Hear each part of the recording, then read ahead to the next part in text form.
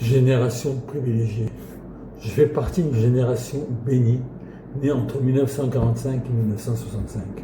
On a grandi dans les 30 glorieuses, une France prospère, où on disait heureux comme Dieu en France. Autant dire que c'était le jackpot. Bref, c'était le bon temps.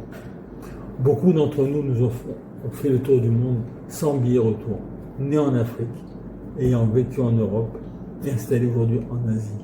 Nous avons traversé 2 siècles, 2 millénaires. Pas mal, non? Mais le plus fou, c'est l'accélération technologique. Hier, on attendait des années pour avoir une ligne fixe et supplier la standardise pour avoir le 22 ailleurs. Aujourd'hui, 2 secondes suffisent pour appeler en visio gratuitement à l'autre bout du monde. La télé, un mastodonte en noir et blanc avec une antenne râteau.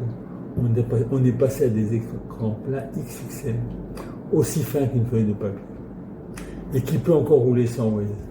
Ouvrir une carte Michelin en conduisant, c'était un sport extrême. Puis le smartphone est arrivé. On respire avec notre monde, mais on vit avec lui. Retire-le un ado. Et tu déclenches une guerre mondiale. Et maintenant, l'intelligence artificielle s'installe partout. Bientôt, elle écrira nos sermons de rabbin et nos engueulades de couple.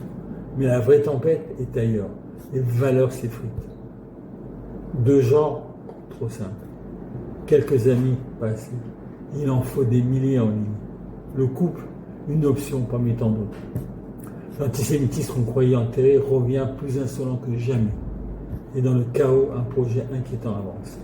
L'islamisme politique, qui rêve de dominer le monde de demain, pendant que l'Occident s'endort devant Netflix. Alors sommes-nous à la fin d'un monde ou au début de nouveaux combats?